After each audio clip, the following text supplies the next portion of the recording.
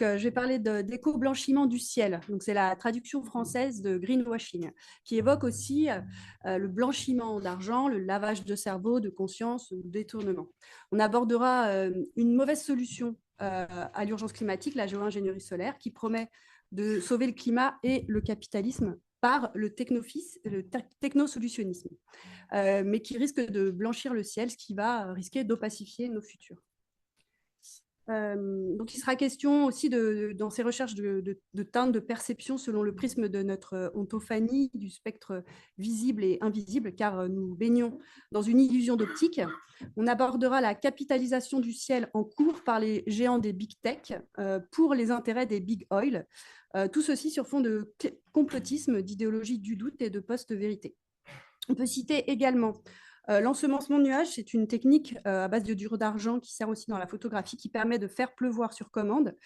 L'acte d'ensemencer les nuages par le ciel par les nuages est déjà un acte qu'on peut qualifier de masculiniste. Il n'y a qu'une convention qui date des années 70 qui légifère là-dessus pour éviter de militariser le ciel. C'est une convention canadienne qui n'a pas été ratifiée par la France.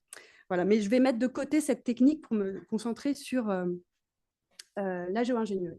Donc le ciel est noir sombre, absent de lumière. Le soleil peut être bleu quand il est capturé dans l'ultraviolet par SOHO. Donc on peut s'interroger sur les modes de perception humains plus qu'humains et sur les principes mécanistes exercés sur la nature. Donc on propose d'ajuster, de réparer, d'optimiser ces engrenages défaillants. Donc, on va aborder un peu le complexe du super-héros blanc, la masculinisation de l'environnement, la domination donc, sur la nature. Ah, oups. Donc, il a déjà été question brièvement. Le ciel martien, pour le coup, il serait perçu par nous comme rougeoyant, car son atmosphère est saturée en dioxyde de carbone. C'est un peu aussi l'origine, il me semble, du problème climatique qui s'enracine dans la colonisation, la modernité, et donc la conquête spatiale en est un peu l'apothéose. Dans cet atelier, nous avons imaginé des tensions interplanétaires dans une potentielle colonie, et on peut voir que le coucher de soleil sur Mars est bleu. Donc, c'est une manière de décoloniser les imaginaires spatiales, donc pour reprendre le manifeste d'Ewen Chardonnay. Je travaille souvent avec les webcams qui viennent d'un peu partout, organisés ici en fuseaux horaires, qui suivent la course du soleil, qui témoignent de la fragilité et de l'inégalité de la répartition du réseau. Donc, ces lumières indirectes proposent une teinte globale du ciel via des web caméras obscura qui nous posent en gardiens de notre environnement. Cet archivage de la fin du monde date de 2012 et classe les images du ciel en fuseaux pairs, impairs, positifs, négatifs, et il témoigne d'un jet lag qui illustre le malaise du fantasme ubiquitaire. Oculus est un œil kaléidoscopique formé à partir de la webcam qui se situe sur la station spatiale en orbite. Elle tourne autour de la Terre 16 fois par jour. On peut mesurer ainsi l'overview effect, dont il a été question préalablement, ce choc cognitif que ressentent les astronautes déracinés loin de Gaïa. Ouais, tu peux laisser un peu. Ouais, je laisse. Ah ben, il n'y a pas de son. Bon, normalement, on entend les télécommunications. Donc, c'est une caméra qui a cette instabilité parce que juste avant l'expo, elle est tombée en panne, forcément. J'ai contacté la NASA immédiatement pour leur dire ça ne va pas du tout, la webcam est déconnectée. J'ai quand même eu une réponse. Voilà, ça arrive, hein, c'est la fragilité de la technique. Pardon. Et donc ça, c'est un des projets sur lequel je me suis le plus concentrée dans ma thèse. Parallèle a été présenté une première fois en 2012 dans une version interactive. En fait, c'est une sorte d'interrupteur un peu sophistiqué où on peut orienter la lumière dans une pièce, de son orientation, sa température de couleur également. Dans la deuxième version, elle a été présentée à Biel-Bienne dans sa version automatique. Et dans ma thèse, j'ai présenté en 2018, ça me tenait à cœur de faire une troisième version où je proposais un couple de passer 48 heures confinés dans cette pièce. Bon, depuis 2020, plus personne n'a envie de faire un truc pareil, donc ça n'a pas eu lieu. Donc après les fictions solaires, je me suis intéressée à ce que j'ai nommé les fictions climatiques. J'ai cherché dans la phénoménologie de Husserl comment, un peu la manière de comprendre les complots platistes qui actuellement profitent d'une perte de confiance dans les institutions et dans la science, alimentée par les sciences de l'ignorance, l'agnotologie, la science du doute qui débute dans les années 50 par l'industrie du tabac. En 56, donc la Société internationale de la Terre plate est créée. Et je crois qu'ils n'ont pas encore récupéré les propos du philosophe, pour qui la Terre ne se meut pas dans notre système de perception. Bon, par contre, Bruno Latour a été récupéré par les écomodernistes qui s'emparent de son texte You Love Your Monsters, qui prônerait, selon eux, tacitement la géo-ingénierie solaire. Alors, Latour nous remémore le moment où Mary Shelley et Lord Byron ont écrit les racines de l'ASF. 1816, une grosse éruption volcanique masque le soleil tout l'été. C'est un été sans soleil, même une année sans soleil. Les auteurs sont confinés, discutent de science et de surnaturel. Donc pour Latour, le crime du docteur Frankenstein a été d'abandonner sa créature à elle-même. Le philosophe nous encourage à aimer nos monstres, comme nos enfants, de s'en occuper. Donc, les années qui ont suivi l'éruption du Tombora ont été marquées par ces poussières, un refroidissement global, de mauvaises récoltes, des famines et le début de la première pandémie de choléra, toujours à l'œuvre actuellement, et qui fait des milliers de morts chez les humains. Et évidemment, il y a des conséquences aussi pour les autres espèces. Ces poussières donc, modifient la teinte du ciel, l'environnement et influencent de nombreux artistes. Notons que l'imaginaire du survivalisme, donc ce mouvement né aux États-Unis sur fond de menaces nucléaires, emprunte au romantisme mélancolique de Friedrich. Donc, dans leur manifeste éco-moderniste, ils parlent d'un bon anthropocène, pariant sur un futur glorieux, prospère et progressiste. Alors, le mot anthropocène a été popularisé par Paul Crutzen en 2000, prix Nobel de chimie, qui a également identifié la menace pesant sur la couche d'ozone fragilisée par les gaz réfrigérants. Mais il a également rédigé un rapport au Vatican dans les années 80, en 84, décrivant le scénario de l'hiver nucléaire. Donc ce spécialiste du froid, on pourrait dire d'une certaine manière, devient naturellement le partisan de la géo-ingénierie solaire. Donc en 2021, j'ai créé une start-up de géo-ingénierie solaire, Nubus, qui est incarnée par Jules-Rémy Boisrouge, c'est mon anagramme. Donc le principe est de reproduire une éruption volcanique, de diffuser des microparticules de dioxyde de soufre dans la stratosphère, et ces nuages vont créer un voile solaire et renvoyer les UV vers l'espace. Donc, face aux opposants qui nous accusent de blanchir le ciel, notre innovation française, c'est la teinte bleutée. Nos modules sont disponibles pour les particuliers, les collectivités. Donc, ensemble, économisons 2 degrés Celsius pour atteindre nos objectifs.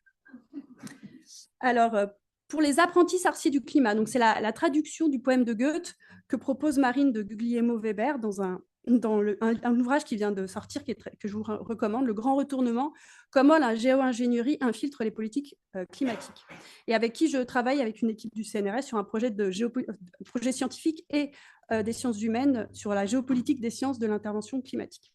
Donc, je présente cette start-up sous forme de performance et je tente d'en extraire des pseudo-statistiques. Donc, les gens, globalement, sont prêts à optimiser le climat. Ils sont plutôt réticents à l'idée d'installer des modules chez eux. Alors, voilà un petit état des lieux des laboratoires de géo-ingénierie solaire, dont le principal est Scopex, financé par Bill Gates. Donc, les mécènes investissent dans ce nouveau marché qui est le contrôle du thermostat et la capitalisation du ciel. Donc, je vous prie de noter la créativité dans les acronymes évocateurs, empruntant au répertoire religieux et hollywoodien. Donc, Lockley, qui est le responsable du projet Satan, il fallait quand même oser. Lui abuse largement du jargon et s'inquiète de l'exposition de ses programmes au terrorisme international. Ah ouais, quand même. Voilà, donc pour ces géo-ingénieurs, ces expériences doivent être open source et sans brevet. Bon, il y a déjà un brevet, c'est déjà un peu trop tard. Depuis 2012, on a une start-up californienne qui s'appelle Make Sunset qui propose la version do it yourself. Depuis une caravane au Mexique, sans autorisation, les géopirates brûlent du soufre sur leur barbecue et envoient des ballons d'hélium dans la stratosphère sans outil de contrôle, évidemment. Sur leur site, le romantisme du coucher de soleil est suggéré pour proposer des crédits de refroidissement à 10 $ le gramme. Donc, ils citent Breaking Bad, c'est leur référence. Ils disent « We need to cook ». On doit cuisiner le soufre pour l'envoyer dans le ciel. Voilà, c'est un peu les Pablo Escobar, pour faire des petites références à ce matin, des green narcotrafiquants, parce que le greenwashing est un marché. Donc, face à cette réalité qui dépasse la fiction, j'ai créé Fake Cloud, un faux collectif d'activistes qui accuse Nubus d'ennuagement excessif et dénonce la manipulation du climat, avec un ton qui tente de désamorcer l'éco-anxiété. Voilà, donc je ne vais pas lister les problèmes liés à la géo-ingénierie, j'ai tout ce qu'il faut si vous avez des questions. Le choc de terminaison, c'est un peu la remontée dramatique des températures en cas d'arrêt, auquel le vivant ne résistera probablement pas. C'est la garantie de fidélisation, un peu, en quelque sorte. Une fois qu'on commence, on ne peut plus s'arrêter. Et l'aléa moral empêche littéralement les efforts de réduction des émissions.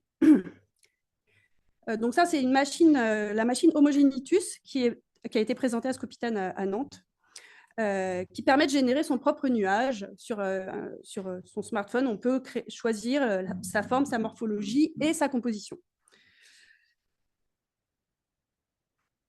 Ah, je ne peux pas passer ici. Oups. Voilà. Et donc, Nubus développe son kérosène bleu, son biocarburant. On collabore avec l'industrie du tabac et de l'aéronautique qui contribue à la production de nuages. Parce qu'il n'y a pas de petite contribution, tous les nuages comptent. Donc, Nubus propose du blue washing, un lavage de conscience, une quête de sens pour une meilleure vision de l'avenir. Nous travaillons avec les laboratoires du doute qui prescrivent la pilule no procrastine contre la procrastination écologique. Voilà. Bon, y a aussi de l'iode dans cette petite pilule, de la dopamine, tout un tas de trucs. Donc, ces géo-ingénieurs proposent que la géo-ingénierie solaire soit menée dans les pays vulnérables du Sud, à qui on ne pourrait pas reprocher de faire leur justice climatique. Donc, je travaille actuellement sur une investigation spéculative où le personnage principal, pilote de drone climatique, rencontre ses propres contradictions. C'est le projet Post-Climat qui fait une référence à l'étymologie du mot. J'essaye de rester dans le timing. Donc, le penchant de la Terre, mais aussi un contexte moral, un penchant, une ambiance. 97% des commentaires sur le sujet sont faits par des hommes blancs américains hétérosexuels, ce qui donne lieu à des poésies sexistes que je vous partage. Donc, la disparition des nuages bas est également un risque que je partage avec d'autres artistes, auteurs. Donc, nous vous proposons de participer à la protection des nuages et du bleu du ciel au patrimoine mondial de l'UNESCO, comme bien naturel commun. Parce que à quoi ressemblera le monde sans images, Donc, on a fait des tests avec des IA. Donc, après avoir flirté, je vais être dans le timing, grave, avec la géo-ingénierie, alors, qui sont nos monstres? Donc là, c'est quelques ouvrages, quelques films et références sur le sujet. Donc, un des plus connus, le ministère du futur de Kim Stanley Robinson propose le Carbon Coin, qui apparaît maintenant sur le marché. Donc voilà, d'une certaine manière, est-ce qu'on peut s'inquiéter de la récupération des imaginaires? Donc là, tout est en place pour investir le ciel de demain. Donc ça, c'est un projet en cours, le même, où je fais des nuages dans des aquariums. Voilà. Et la question que je vais vous poser, c'est quelle couleur du ciel voulez-vous pour demain? C'est une vraie question. Tout le monde est d'accord? Donc, on peut imaginer que l'avion de Bernard ou d'Elon rachète des crédits de refroidissement pour faire des nuages en pleine bonne conscience carbone. Mike Orkut imagine qu'un simple tweet de Trump en majuscule lance le déploiement du voile solaire. Voilà, donc je vous propose un atelier d'écriture aussi. Vous avez des idées? Voilà, donc si vous avez des questions, je suis dans le timing. T'as vu? Tu m'as mis la pression.